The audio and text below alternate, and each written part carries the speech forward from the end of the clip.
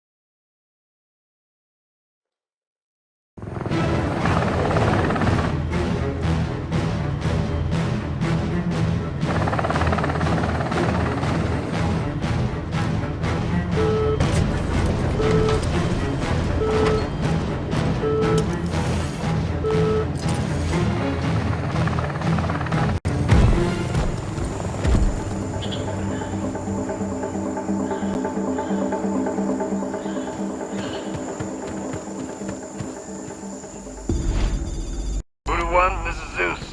Move to Location Alpha and secure access to Stargazer's intelligence database.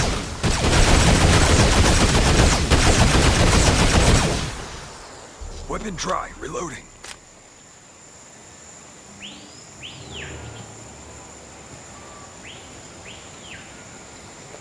Muddin' up.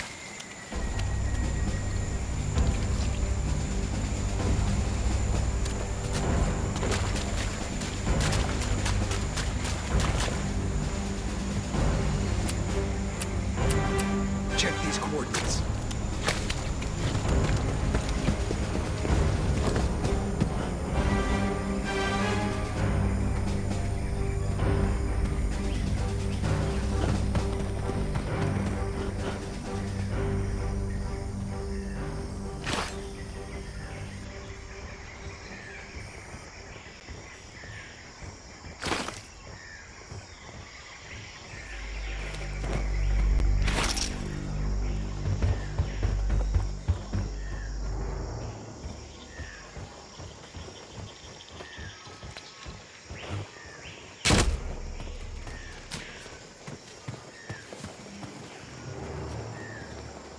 Found some mud.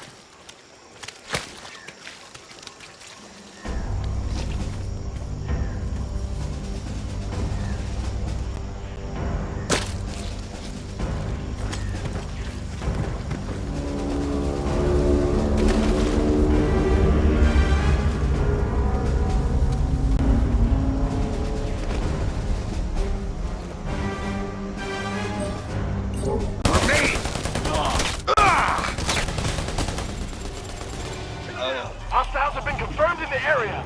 Alert all camps and keep your comms open. By the sounds of radio chatter, they know something's up. Be careful. Huh?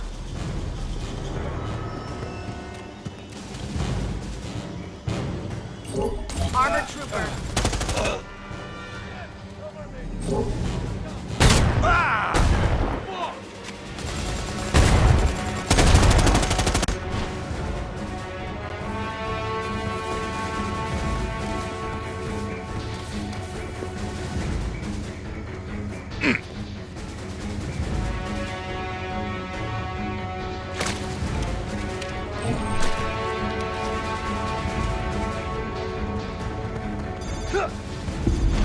There should be a network node on site that has access to Stargazer's database.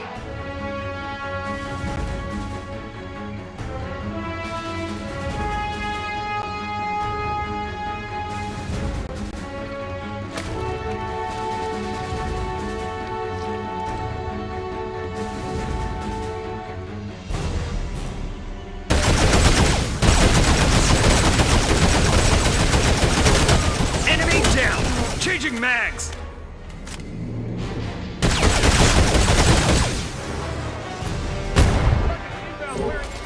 Enemy armored trooper. I'm reading the flatline. Keep it together, Voodoo. Laid out some fire. I'm heading for the alarm.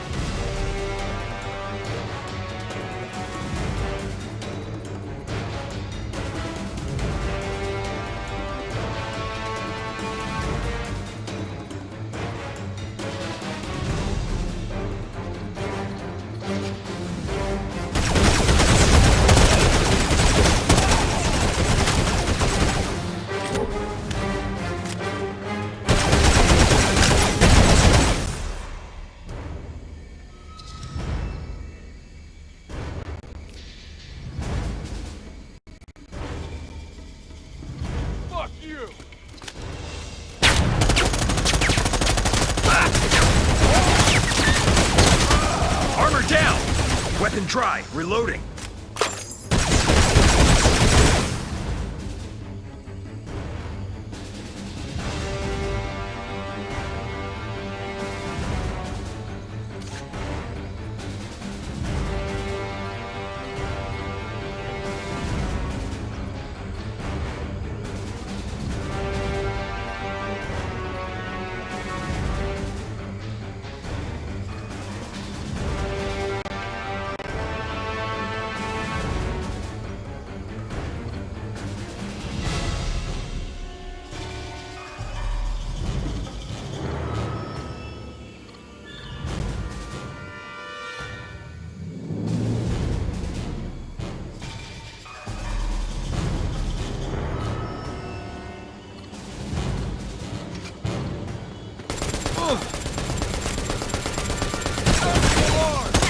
Cover me! I'm changing mags!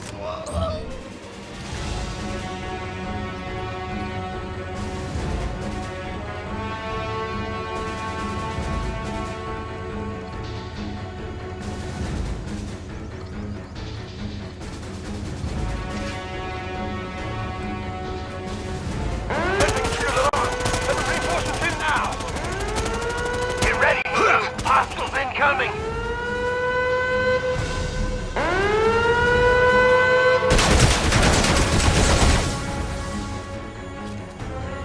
Tossing flash!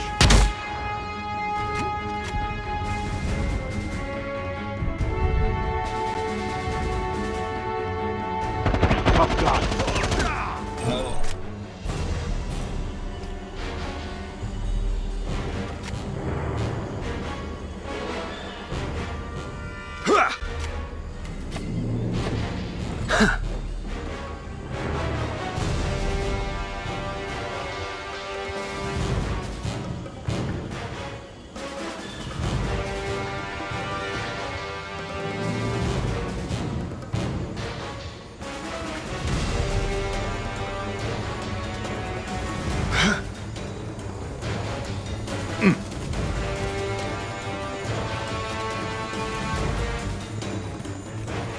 Tossing flashbang!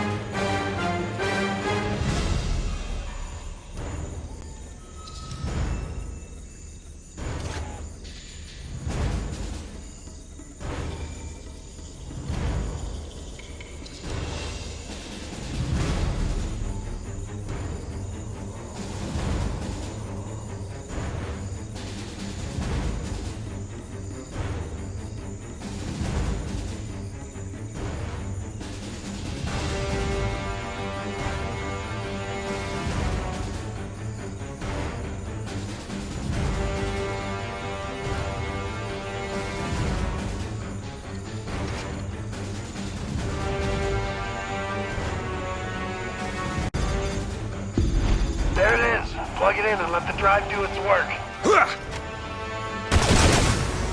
I'm out! Reloading!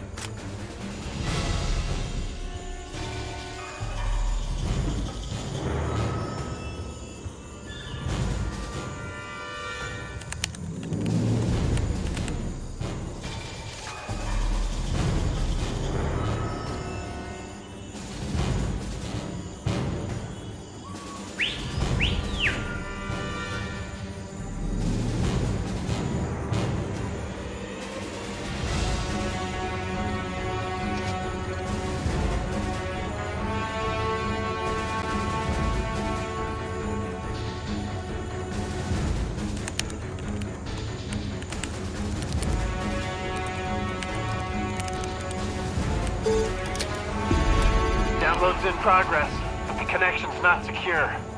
We should expect company. Ah!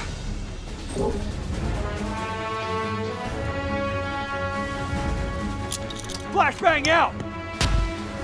Motherfucker!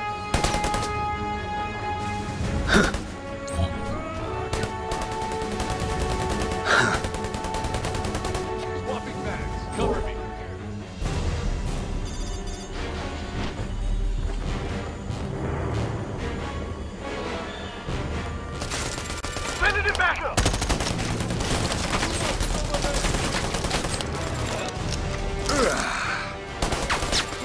Hostile in the AO.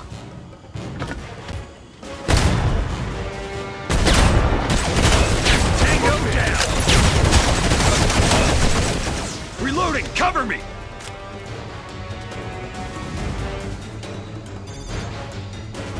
Files decrypted and downloaded. You are go to pull the drive.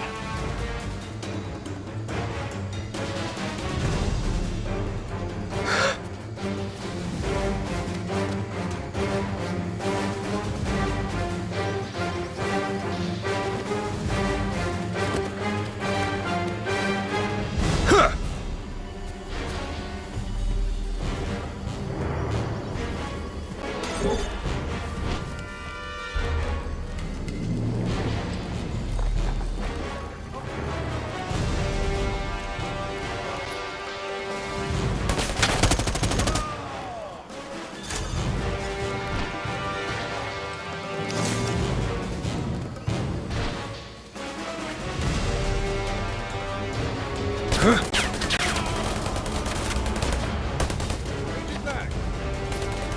Clear.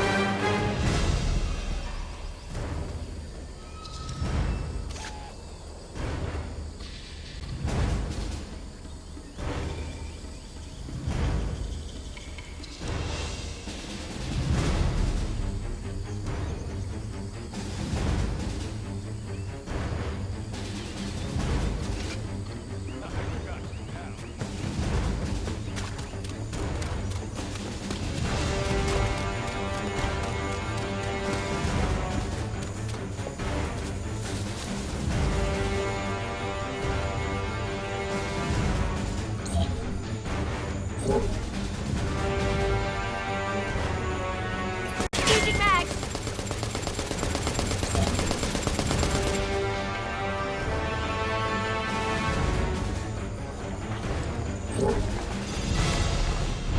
There's a lot more here than we expected. Given the file size, we'll need SATCOM to upload it all. We've got eyes on a Stargazer mobile command center at the following coordinates. They should have everything we need.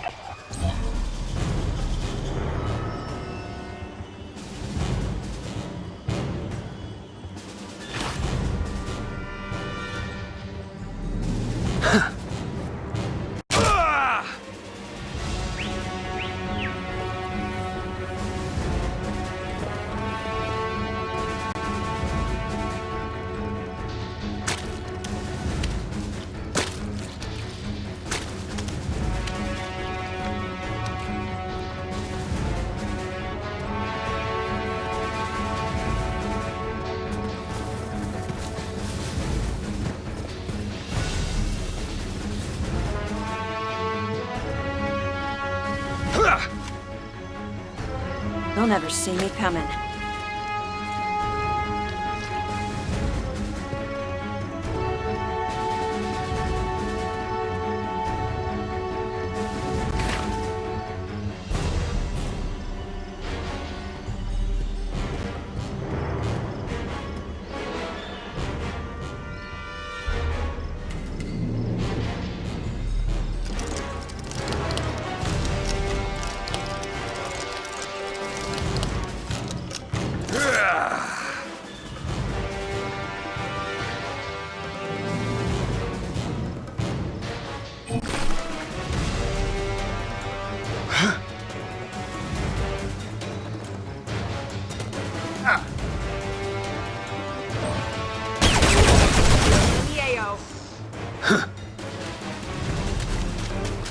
Reloading!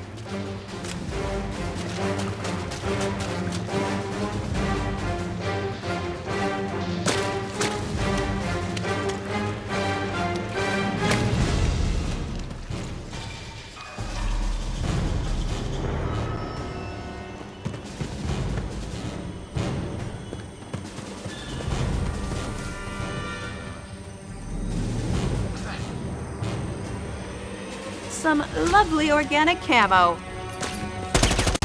want some of this? Ah! Eyes open, motherfucker! Third unit.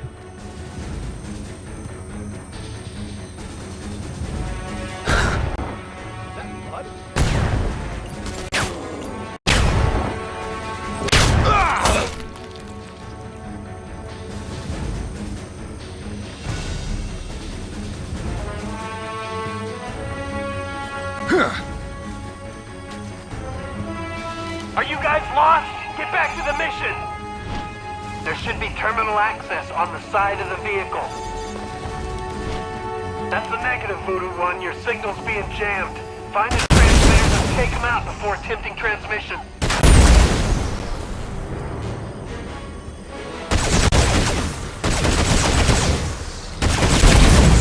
Weapon dry! Reloading!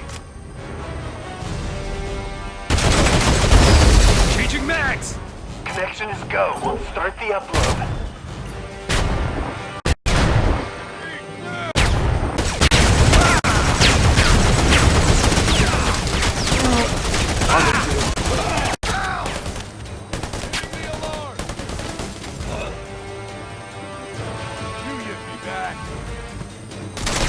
Help me out here! Come on, man. I'm fucking dying out here. I owe you one. Yeah.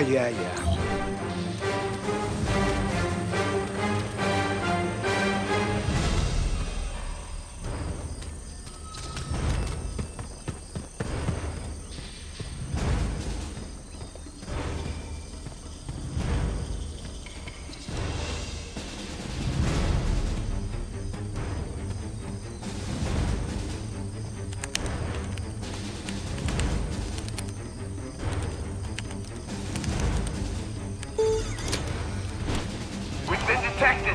Hostiles inbound, fire team. Defend the command center until the upload completes, or this was all for nothing.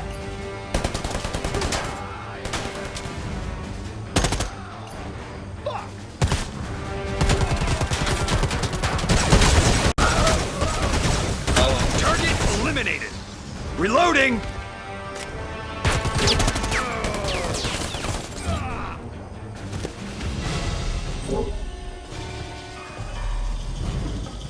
Reinforcements are on the way!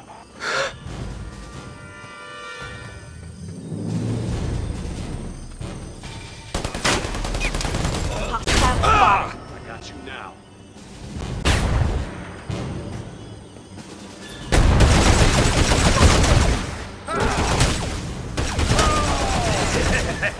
Easy.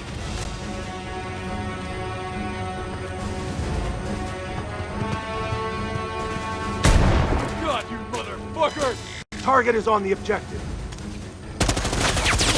Get fucked! There they are!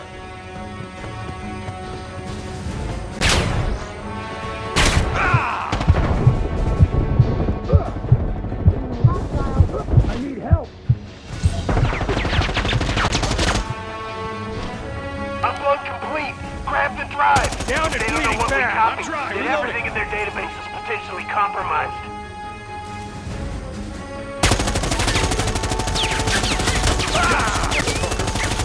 Glad you got here when you did. What? You act like it's surprising. Got that armored motherfucker!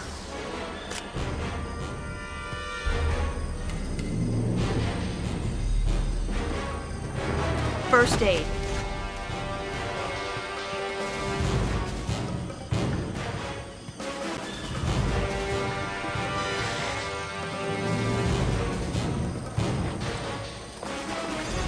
Nice work. Pack it in, fire team. We're done here. Get out of here!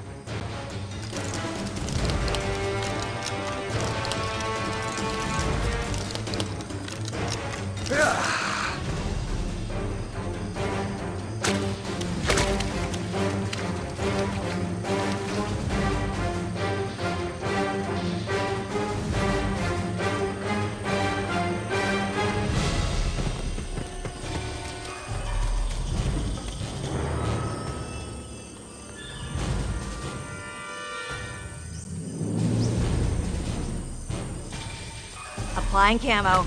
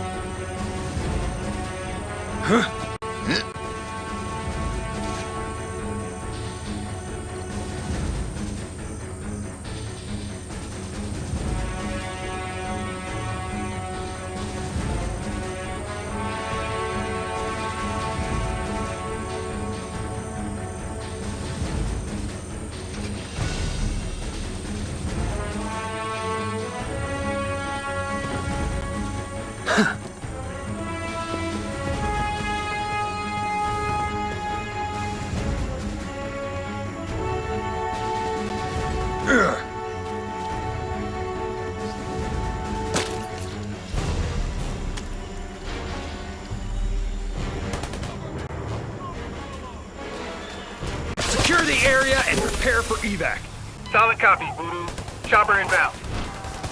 Hostiles are shooting! Stop them now!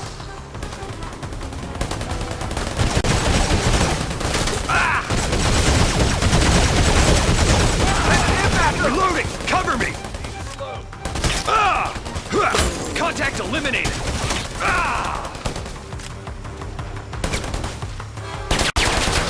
Get fucked!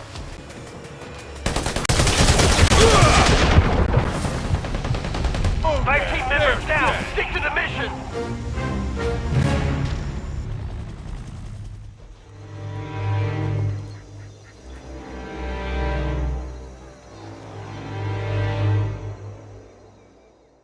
Stay low!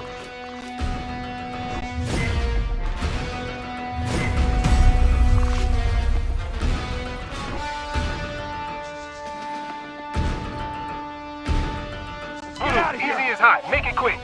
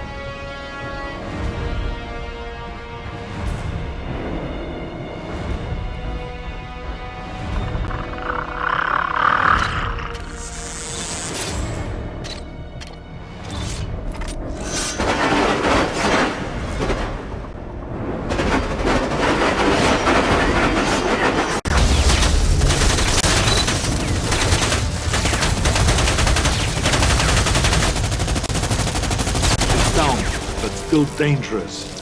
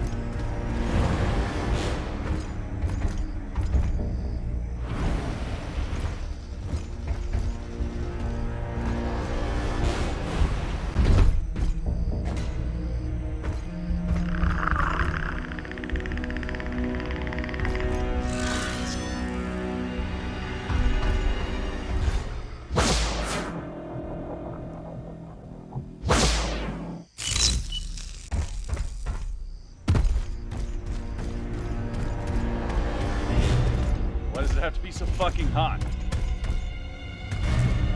So loud.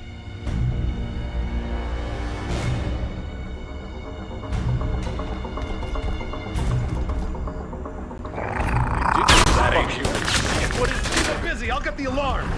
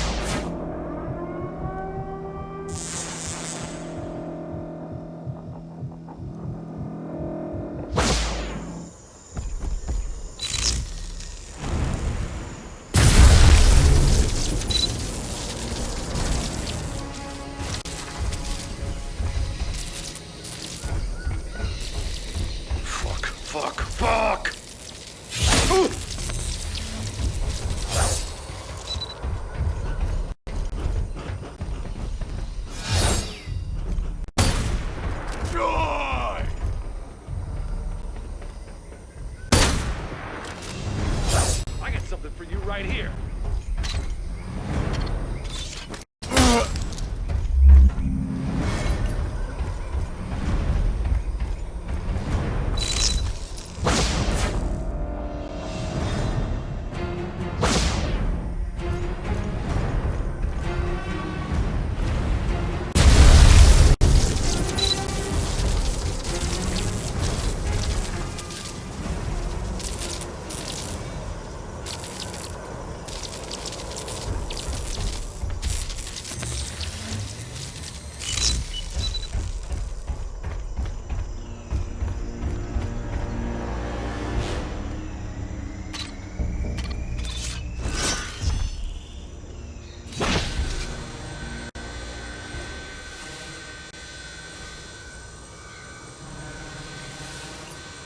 That ain't human.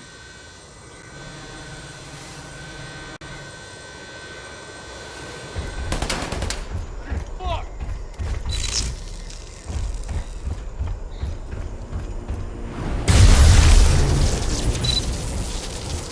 Please save me!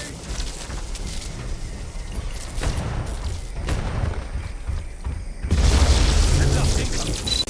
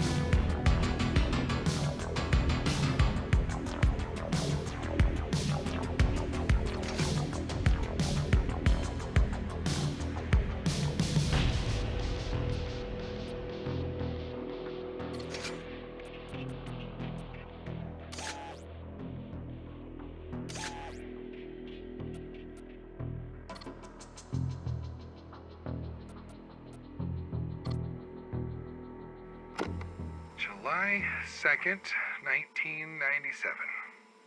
It's happening. We've gotten word that a crime scene in Los Angeles reportedly contains hanged, scanned bodies. LA's also experiencing a record heat wave, which correlates the data suggesting that ambient heat is a factor when predators choose their hunting grounds. Now, I'm convinced that we're experiencing a new encounter. The field team boarded a plane hours ago and should be on site before the end of the day. To maintain secrecy, my father and the OWLF agents are going undercover as DEA agents investigating drug trafficking in Los Angeles. Our intent is to capture the city hunter alive. Now, with this goal in mind, we've outfitted the team with infrared suits, nitrogen-based freezing mechanisms, and a broad surveillance package to monitor as much of the city as we can. I shouldn't get my hopes up, but this still could be some kind of, run-of-the-mill homicidal maniac, but I wouldn't put money on it. Until our team receives confirmation, we're holding back to prep the lab for receiving. October 27th, 2004. We have officially secured a predator's body.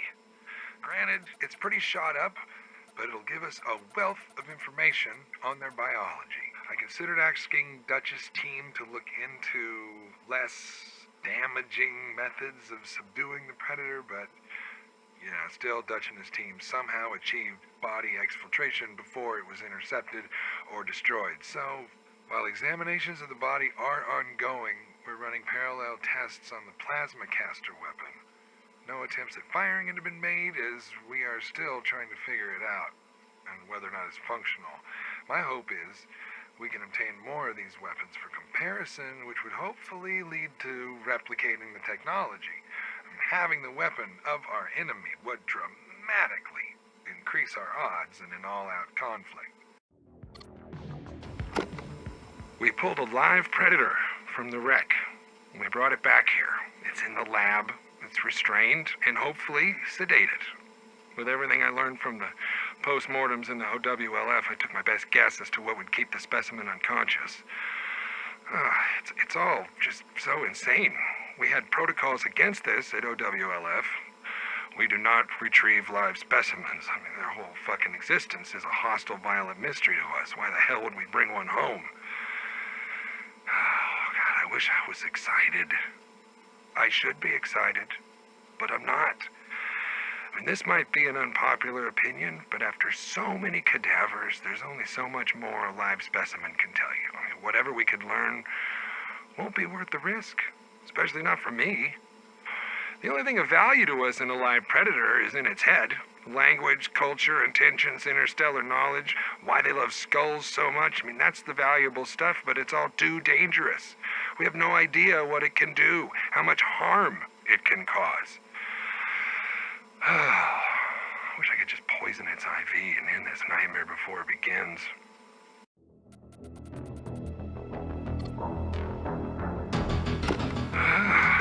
Well, it's already happening. The board at the OWLF is being replaced. I've been asked to stay on, but I don't see the point. My family's given everything they had to protect our world, and now it's all going up in smoke. I want to believe we've made things better, but I don't know if that's true. We thought we were guarding the world, and half the time feels like we were asleep on the job. You were right. Government can't move fast enough to rise against such an existential threat. I think it's time to let go. Leave all of this behind. But I'm not done yet. And if anything, I'm more focused. When everything else fades away, the path becomes clear. And if you're gonna keep up this fight, then I want in. You're gonna need everyone you can get.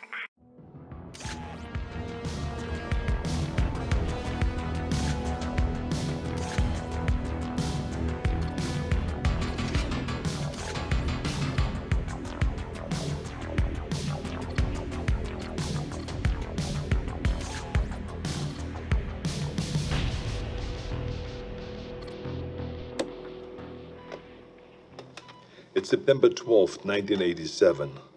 My name is Major Alan Schaefer, also known as Dutch, U.S. Army veteran, Special Ops Commander, and the only survivor of the Valverde incident. These tapes are my personal testimony. Insurance. Should anything happen to me, what I found won't be lost. My team was brought in to rescue a Guatemala cabinet minister and his aide, who had been captured by guerrilla forces in Valverde. We located the downed helicopter, and the skinned bodies of those aboard hung in nearby trees, seemingly at the hands of guerrilla fighters. After assaulting their camp, it became clear that the mission was a setup. American intelligence had sent us to retrieve the captured agents who had been on recon for future military action. But none of that matters, because while we were clearing out the guerrillas, something was hunting us. An invisible killer tracked us as we made our way to the extraction point. In 24 hours, it wiped out my entire team. Rick Hawkins, Blaine Cooper, Mac Elliott, Billy Soul, Jorge Ramirez, and Al Dillon, the best soldiers I've ever known. Men I trusted with my life were butchered like animals. It was a nightmare. We walked in with guns, but it had perfect camouflage, advanced weaponry, and could see heat. It was strong and smart, a pitiless hunter. I waited, I watched, and when I understood it, when I saw how it hunted, I killed it. As it lay dying, in a final fuck you, it activated an explosive device. I barely escaped that blast. My radiation sickness and the crater of the explosion are the only evidence it ever was here. I've given my official statement to Agent Peter Keyes of the OWLF, but it's become clear I needed to investigate Valverde myself. Keyes was thorough, but he asked all the wrong questions. I mean, we have proof of alien life, but that life sees us as game. It's an alien whose first contact with humanity was to hunt us for sport. All Keyes cared about was the technology lost in the explosion. He can see the jungle for the trees. I see the threat. He sees the opportunity. Spies are all the same. I mean, we aren't people to them. We are assets. How many soldiers would he feed to those monsters just for a chance to steal from them or to learn from them? The government can't be trusted. So I will have to do this on my own. I'm cutting my treatment short and going off the grid. I will make my way back to South America to Valverde. I was told that there were stories about demons who make trophies of man. I'd like to hear those stories.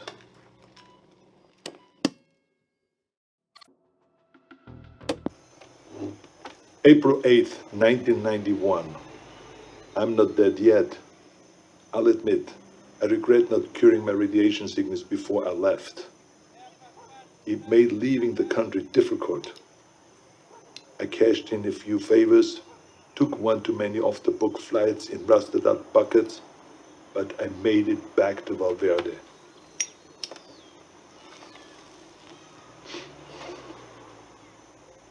The area was on lockdown, sealed by American intelligence for study. The complex centered on a crater from the alien self-destruction. I found the scientist slumming in a local bar. A few drinks, a couple of threads later, he was ready to talk. It wasn't much, barely anything I didn't already know. The blast emitted a form of radiation they'd never seen before. Some believed it was extraterrestrial, some didn't. Either they're not too bright, or there's nothing to find. I decided to let them keep searching in vain. It kept them busy and off my trail. I've been touring villages and small towns using the cover of an author writing about South American folklore. I don't know if any of them bought in, but they took my money and told their stories.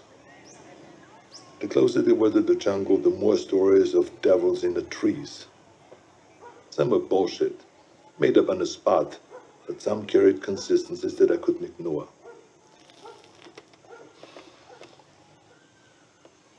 Whatever it was, the demons who make trophies of man, the devil of the trees, or the skull taker, The stories always began on the hottest summer that they could remember. In the summer of 1987, Valverde Valley broke its all-time high in temperatures. They love the heat. It must remind them of home. Everything else confirmed the truth of the stories. Proud warriors skinned and hanged, skulls and spines ripped from their bodies. Maybe it was obvious from the beginning, but it wasn't until I heard the stories that I truly accepted the purpose of these mutilations. I mean, they're taking trophies. They travel impassable distances to hunt us, skin us, and mount us over some alien fireplace on another world. It would be disgusting if it weren't so familiar. Where do I go now? It's been on my mind all year. The takeaway from all this intel is that they've been doing this for decades, centuries maybe. They're coming back, and I need to be there when they do.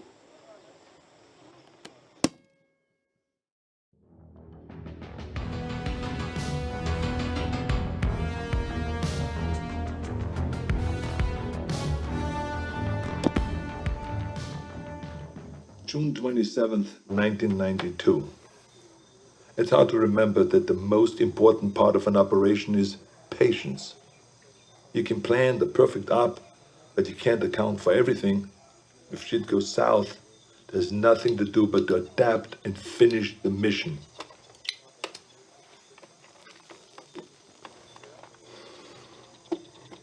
Sometimes you just get lucky. I was in the dock, 10 clicks downriver from the Valverde border, figuring out my next move. I was ready to pack it in. I mean, I thought that I learned everything that I could, that there was nothing left for me to find. The OWLF had abandoned the detonation site a year ago, and I thought that they already shipped back to America. That's when I saw Agent Peter Keyes tie his skiff to the dock. I mean, I haven't seen Keyes since I gave my official statement to him. It was impossible, but there he was with 3 of his buddies. All agents. I mean, the clean, tidy outfits give them away all the time. I mean, they don't want to get down in the dirt, you see. That's what they pay soldiers to do. Keyes walked up, looked right at me, and shook my hand. I mean, with the radiation sickness, I've lost a lot of weight, so I thought that he maybe would not recognize me, but then he greeted me like we were old pals. Keyes is a good spy, saying nothing, implying everything. We spent the next few hours trading war stories at the bar. If you'd heard us, you would never have suspected that we were trading intel on an alien manhunter. His cover was that they have been looking for a serial killer, a sadist who has been operating in the area for years, hunting people like animals and then skinning them alive. Keyes wanted to talk about the monster, so it all came out in the cover story. In many ways, they were just a few steps behind, surveying villages for information, locating witnesses. He did confirm one thing that I only considered. He told me how the killer chose his victims. They were always armed. A rifle, a pistol, a knife in the boot. He wasn't taking kids or random villages. He wanted a challenge. Whatever it was a hunter. When it killed for sport. I wish they were here for a military action, recon for an invasion, but the truth was so much worse. We are prey, animals, fit only to be hunted. Keyes and his buddies paid the tab and mine, but before he left, he winked at me and he said, "Stay out of the jungle. That's where he gets you." I tracked Keyes and his team for weeks, but they didn't learn anything new. Maybe they knew that I was there, maybe they didn't, I don't know. I've risked enough for now. I think it's time to disappear. Keep my ear to the ground. Be patient.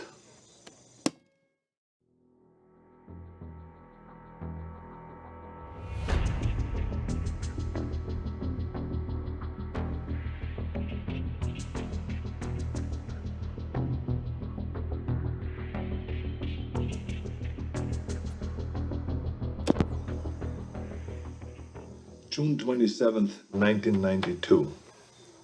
It's hard to remember that the most important part of an operation is patience. You can plan the perfect op, but you can't account for everything. If shit goes south, there's nothing to do but to adapt and finish the mission.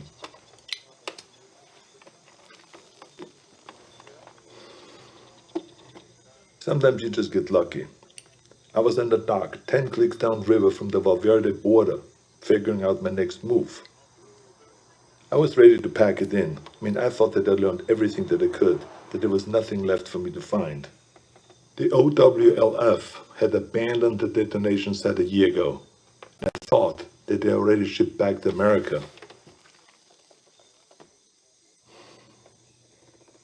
That's when I saw Agent Peter Keyes tie his skiff to the dock. I haven't seen Keyes since I gave my official statement to him. It was impossible, but there he was, with 3 of his buddies. All agents. The clean, tidy outfits give them away all the time. They don't want to get down in the dirt, you see. That's what they pay soldiers to do. Keyes walked up, looked right at me, and shook my hand. With the radiation sickness, I've lost a lot of weight, so I thought that he maybe would not recognize me, but then he greeted me like we were old pals.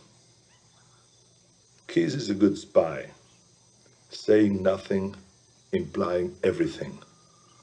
We spent the next few hours trading war stories at the bar. If you had heard us, you would never have suspected that we were trading intel on an alien manhunter. His cover was that they have been looking for a serial killer, a sadist who has been operating in the area for years, hunting people like animals and then skinning them alive. Keyes wanted to talk about the monster, so it all came out in the cover story. In many ways, they were just a few steps behind, surveying villages for information, locating witnesses. He did confirm one thing that I only considered. He told me how the killer chose his victims. They were always armed. A rifle, a pistol, a knife in the boot. He wasn't taking kids or random villages. He wanted a challenge. Whatever it was a hunter. When it killed for sport. I wish they were here for a military action, recon for an invasion. But the truth was so much worse. We are prey, animals, fit only to be hunted.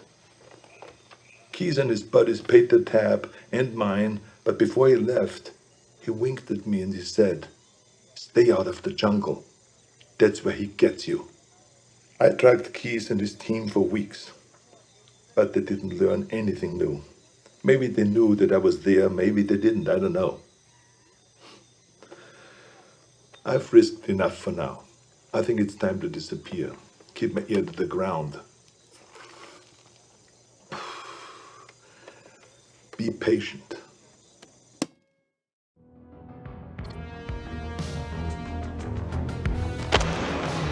March 3rd, 1996, Zaire. I thought I could wait. I thought that I could hold back and make my move at the right time. I couldn't. Fuck.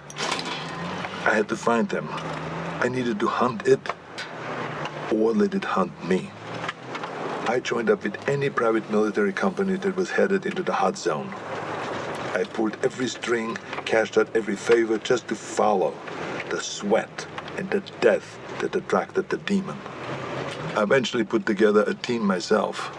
Lost soldiers and haunted men, willing to fight and to die wherever I led them. They thought that I was a legend, and I let them believe that. I'm quiet and good in what I do. They needed them to see me as a legend, so that they could take them to die in a sweltering jungle. We went on more missions than I can remember. We didn't fire until we were fired at. They thought that it was my code. It wasn't. I was waiting and watching. Our last mission was an evac op in the Congo. A private munition base had gone dark. When we arrived, they'd been dead for days. Bodies strung up on floodlights around the base, all of them skinned, some missing skulls and spines. We secured the site and waited for backup to arrive. In the heat of the day, I stared into the waves of heat coming off the concrete, thinking that any minute they might come alive as the invisible killer. And then they did. I didn't wait.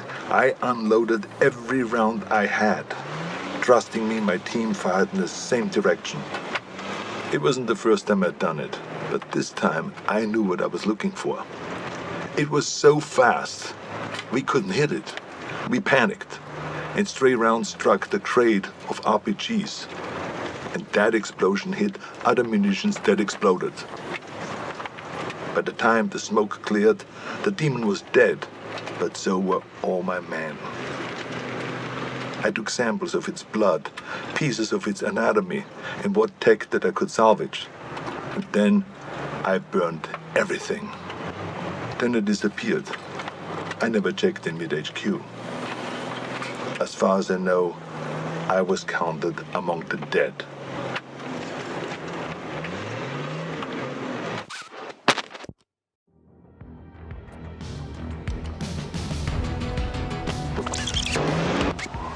October 12, 1997, Los Angeles. I needed to come back to the States. It wasn't impossible to sneak contraband through customs, but I wasn't willing to risk what I found in a cargo falling into the wrong hands. Instead, I traveled to Mexico aboard a cargo ship bound for the port of Altamira. From there, I made my way to Tijuana, and I bunkered down. I had tangible proof of extraterrestrial life in my possession, but no idea what to do with it. I'm not a scientist. I did a soldier's duty and secured valuable intel. This was out of my pay grade. I kept an eye on the news. Los Angeles was having a record-breaking heat wave and a gang war on the streets. It was perfect. I could feel it in my bones.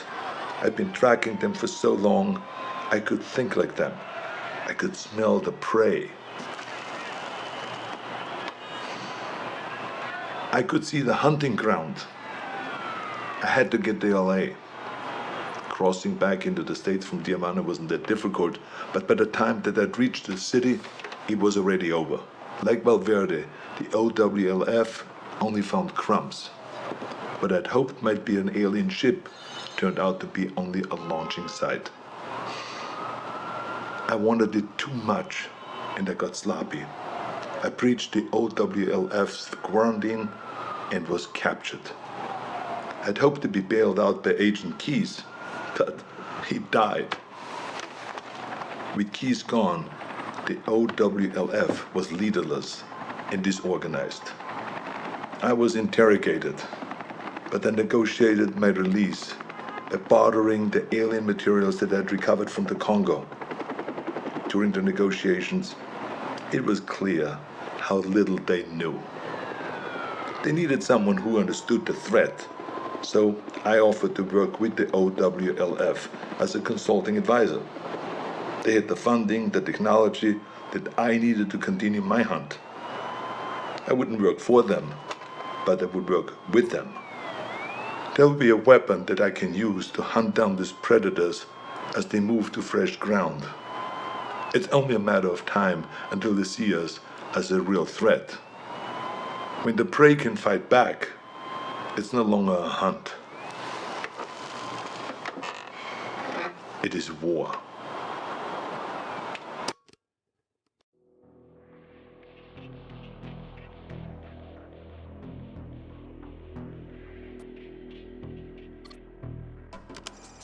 March 3rd, 2008. We've gotten good at killing predators. Every time we find one, we come back with more tech, more research, and the OWLF's funding goes up. Together, we have gotten stronger and more efficient. For a time, the aliens were surprisingly predictable. They had no idea that we knew so much about them. But that began to change. They sent better hunters every time. They're beginning to see us as a threat. Or we've become a more worthy prize.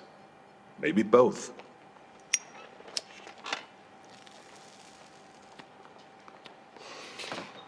We know this because our last encounter was special. We weren't certain if they had any gender to speak of, but that changed when we came into contact with the female. She was smarter and deadlier. She didn't fuck around like the males did. She was direct, ruthless, and skilled. I was in Laos when we first came into contact with her. It was Valverde all over again. Her ambush wiped out my entire team. Only this time, she got me. In a small village, I lost track of her, just long enough for her to pin me with a razor net. Pinned against the wall, razors cutting into my face. I've been fighting for so long, I was ready to die. I should be dead. Instead of making the kill, she cloaked and vanished into the jungle. The net relaxed, and I escaped with my life, and a scar to remember her by. She spared me. Only me. Like she knew who I was. I returned to the exfil. My first failed mission in a long time. Are we going about this wrong? I mean, we've learned so much. But in doing so, have we made ourselves a bigger target? I can't stop thinking about something Napoleon said. You must not fight too often with one enemy, or you will teach them all your art of war. I started this believing that we were learning how to hunt them, or maybe she let me live to just be hunted another day. We were teaching them how to hunt us.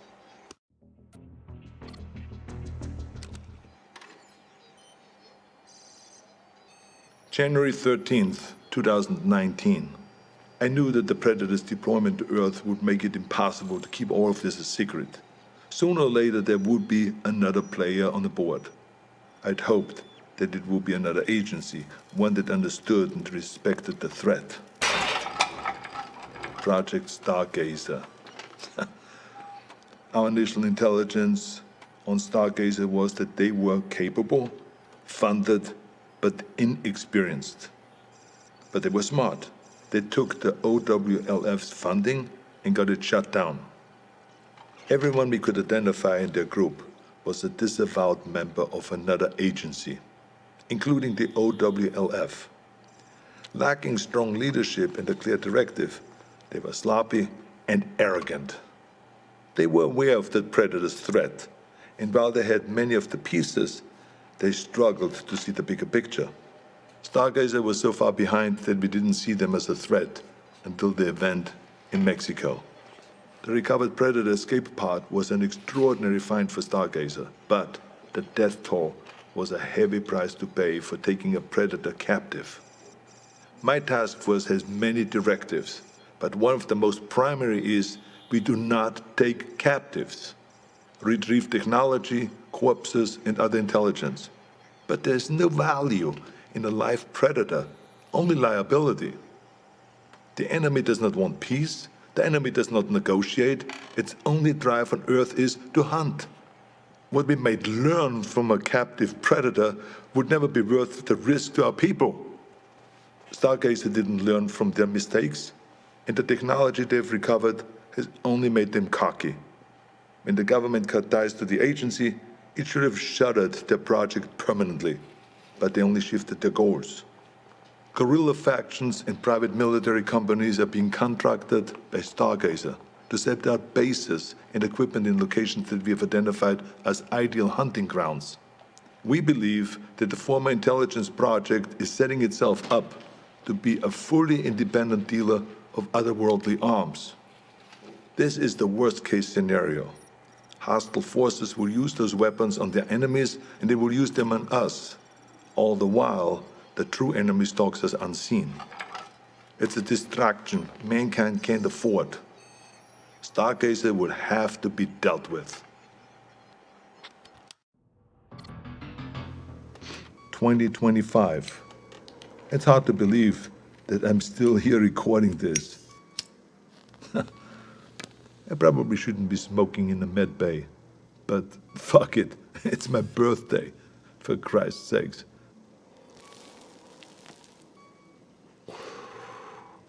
I turned 78 today, but I'm out there hunting. I should be retired. I should be doing anything but this. My life shouldn't be possible. But the very thing that I hunt, that hunts me, is what's keeping me alive. As we began to understand the predator's technology, we started to use it. A fight with a predator female went bad and I was critically wounded. Dying, I agreed to experimentation. It worked. It worked so well that the cells in my body stopped aging. Pushing 80 now, I'm fighting like a man in his 40s. It's not the only experiment that I've been part of. I'm deadlier now than I was in Valverde. The OWLF has been fully reinstated. It's grown larger than ever before. We saved John Keyes from Stargazer. His father was Peter Keyes. I suppose you could say that he was a very dear acquaintance. His son is a gifted scientist. I worry about the future. The Earth is seeing unprecedented rise in heat and war. As the climate changes and the temperatures go up, more and more countries are becoming hunting grounds. We've killed so many of their kind, but they only send more. The number of events that we have witnessed has increased threefold in 10 years. We have made an impression on them, but not like we had hoped. We wanted to show them that we weren't prey, to deter them from ever sending another hunter to our world. We sent a warning, but they took it as a challenge. I fear we have made things worse. If the predators ever decide that we've grown too bold, I have no doubt that they could burn the Earth and all of humanity with it. My only hope is that while they waste their time on sport, we can rise up together and stand against them as a species. Until then, we keep moving, we keep hunting, and we keep our eyes open.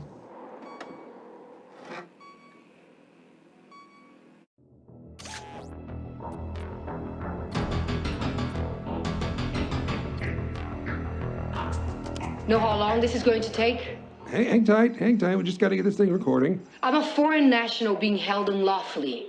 You have no jurisdiction. Look, okay, you were right. Legally speaking, we had no right to enter Mexican airspace, no right to confiscate exotic materials, and no right to detain you.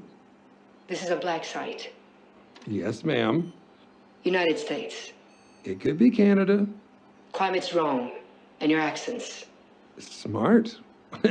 Well, Miss Nissenbaum. Sergeant Major. Sergeant Major Isabel Abigail Nissenbaum. Numerous commendations, though no mention of total confirmed kills, which I'm guessing is rather high. It is. But then there's this last note. Current status, absent without leave. Now, why would someone with an impressive service record decide to go AWOL? I was taken. Taken? Abducted. That little buggy you landed proves as much. Sergeant Major, I believe you've had contact with an aggressive alien civilization, one whose culture is deeply saturated in the ritual hunting of other intelligent species? Like in Guatemala. Well, we're aware of the Valverde incident. I'm surprised you are. Word gets around. Horde of alien manhunters wiping out special ops in the jungle gets around? Unlikely. I'm guessing you're a wet work type. Assassins tend to have unsavory friends with classified intel. I wouldn't know. Sergeant Isabel, look, we already have the ship. The only thing I want from you is your story. After that, we'll fly you home, first class, hot towels, and the whole shebang. Why should I trust you? Because we're trying to stop them. And by the look of the inventory in that ship, so were you. Alien jawbones, thermal netting, predator armor, and a bolt-action sniper rifle. Ballistics says it's been fired a lot. All right, Sergeant Major. Cards on the table. We're a task force directed by the United States government to assess and respond to a very real alien threat. One that attacked first and continues to do so with impunity. How many have been on Earth? That's classified. More than one? 5, 10, 100? Too many. You don't know. Well, I know you've killed one, likely more. I know you commandeered an alien spacecraft and successfully piloted it back to Earth. I'd like to know more. I'm also one of a select few on this planet who will believe you. I promise I will do everything I can to take what you tell me and use it against these monsters. Fine. Go ahead. Where were you when you were abducted? I was on a mission. And what were you doing in the moments before your abduction? Hiding. Care to elaborate? No. Okay. Describe being abducted. During the course of the mission, I slept. When I woke up, I was falling, like in a nightmare. You fell asleep, and then you were falling. It was a parachute insertion, like a halo jump. By the time I realized what was happening, the chute opened on its own. I thought I'd wake up, but I didn't. It was real. From that elevation, could you recognize anything? No. There was only jungle. Sergeant Major Nissenbaum, in your estimation, during the time of your abduction, do you believe you were on Earth? No, I do not.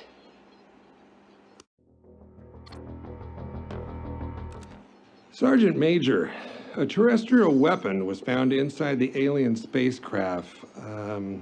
Bolt-action sniper rifle. Was this rifle assigned to you? It was, by my request. Was your rifle slung on your person when you fell asleep? No, but I was holding it. What did you do after landing? I did a supply check of my person and began to recon the area. I was disoriented. I worked under the assumption that I was on Earth, but somewhere I'd never been. It soon became obvious that this was not the case. And how did you arrive at that conclusion?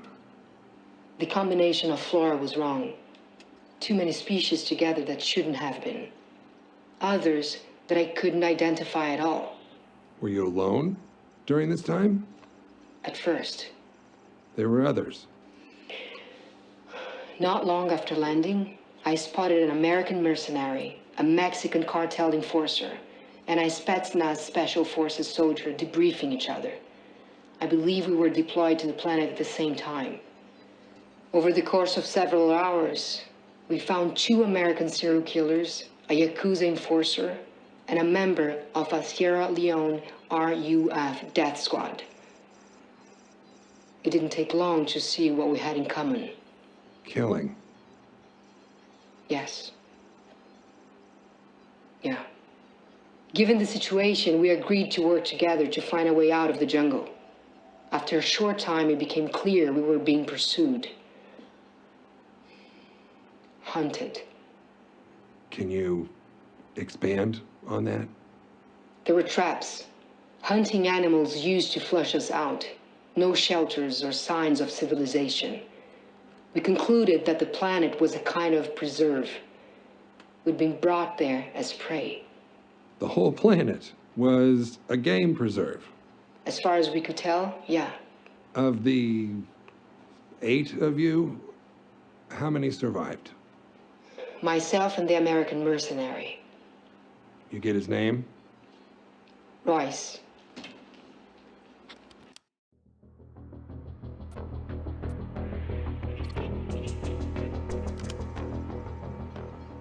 So tell me about Royce. What do you want to know? He got a last name? I never asked. Why do you think you and Royce were the only survivors? Killing doesn't keep you alive. We infiltrate, complete the mission, and get out. We were trained to survive, not to butcher civilians. You two sound chummy. How did you earn his trust so quickly? I didn't at first. It was very difficult to earn his trust. He worked with us because it was tactically advantageous. He saw us as disposable. And how do you know that? When we were trying to identify the enemy, he used us as bait to lure them out. Someone died. And why would you want the trust of a man like that? Look at the list I gave you. Do you see a lot of trustworthy men? I knew he was my best shot at getting out alive. And I was right. How did Royce help you get off the planet? We killed the aliens that were hunting us, but we were injured. We grew close while we hid to recuperate. I think we would have left together if they hadn't marked him. Marked him? How? He killed the hunters, survived for so long. They must thought he was worthy. So they gave him armor. Predator armor? Yeah, but tailored for a human. He'd often spoken about how we secretly enjoy hunting men, that it was dishonest to think otherwise. When they gave him that armor, it was like the gods telling him he was right all along. That's when I lost him. Where's Royce now? He used the armor's cloak to find a landing site. He took me to it, and there was some kind of dropship and a smaller skiff. I thought we'd both take the skiff, but he said he wanted to meet them, face to face. I argued with him, pleaded, but there was no point. Whatever connection he had to humanity, to me, died in the jungle. His ship disappeared into the clouds, and I was alone.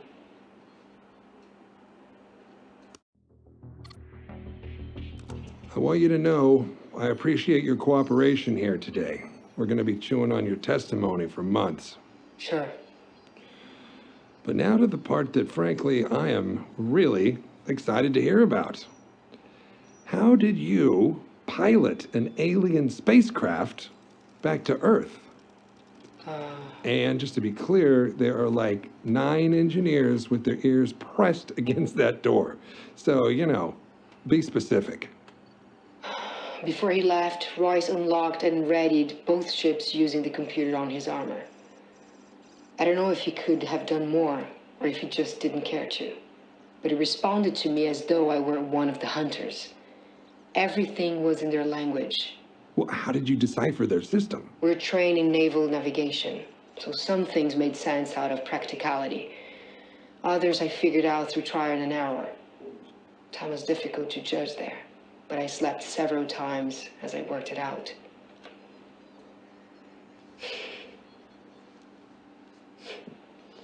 It's funny how simple it must be for them. So many controls had images and holograms. I don't think the hunters are very smart. What do you mean?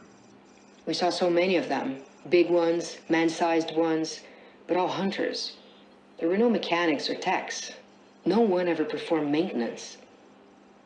If something broke, they abandon it. I think it all works for them, but they don't know how it works.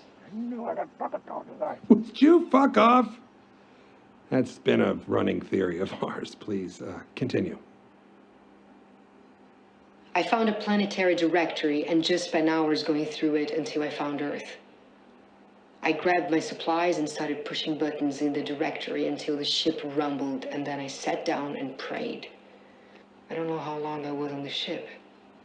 Long enough to go through my food, but not long enough to starve to death. It was quiet. I spent my time sleeping soundly for the first time. I don't know how long. I woke up once and there was Earth, huge and blue. The ship wanted a landing zone, but I couldn't read the locations, so I chose at random. Sounds like you got lucky. I guess. Well, that about covers it. I just want to say, You've been through a horrible ordeal, but the OWLF thanks you for your assistance. Good. If you want to be of any more help, there are interested parties who are impressed with how you handled yourself. People who could use your unique skills to continue the fight. I'm ready to go home. I'm not interested in working for America. They're not strictly American. Let's say they're an international response team. Here's my card. That number there is my personal cell number, should you change your mind. I'll think about it. Goodbye, Agent Keys.